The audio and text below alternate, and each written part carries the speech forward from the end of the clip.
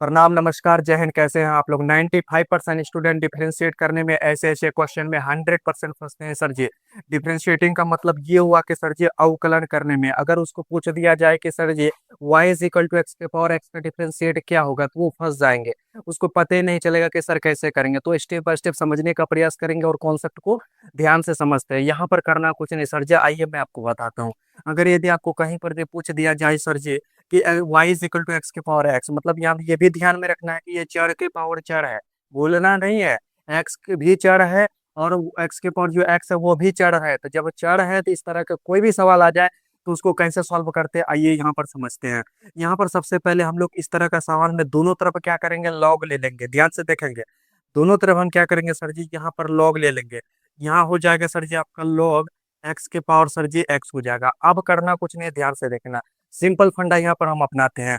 यहाँ से हम जानते हैं एक फॉर्मूला कि सर इसको तो तोड़ना पड़ेगा। कैसे तोड़ते हैं हम लोग जानते हैं कि अगर यदि सर जी log m पर पावर n रहता है तो ये n जो है यहाँ गुना में आ जाता है। तो ये n इंटू क्या हो जाएगा सर, यहाँ ये log x हो जाएगा। ये फॉर्मूला में सर जी इसको क्या करेंगे, तोड़ देंगे। तो यहाँ से आपका क्या हो जाएगा सर जी, ये log y होगा। ये x सर जी गुना में आ जाएगा, x इंटू ये यहाँ पर ये log x जो बचा यहाँ आ जाएगा। अब ध्यान से देखना है डिफरेंशिएट कैसे करते हैं, मतलब समाकल अवकलन कैसे करते हैं, डीसी कैसे निकालते हैं। यहाँ से आपको ध्यान में रखना, log x का डीसी आप जानते हैं 1/y होता है, मतलब 1/y हो जाएगा। उसके बाद ये जो है सर जी एक्स के रिस्पेक्ट में कर रहे हैं, यहाँ बोल दिया एक्स के रिस्पेक्ट में। ये डिफरेंट कास्ट का है, डिफरेंट जाति का, तो डी लगाकर लिख देंगे। यहाँ क्या होगा सर जी, क्योंकि हमको d y by d x भी ज्ञात करना है, तो इसलिए यहाँ पर क्या हो जाएगा sir ji, d y by d x हो जाएगा। उसके बाद यहाँ पर आपको शॉर्ट फॉर्म में हम बता दे रहे हैं। अगर आपको लॉन्ग लेक्चर चाहिए फुल कॉन्सेप्ट के साथ तो आप हमें कमेंट सेक्शन में जरूर बताएंगे। यहाँ पर आपको पता होना चाहिए कि सर जी पहला का डीसी गुना दूसरा, पहला का डीसी गुना क्या हो जाएगा सर जी, यहाँ दूसरा जोड़ दूसरा का डीसी। log x का डीसी क्या होता है, log x का डीसी सर जी 1/x होता है।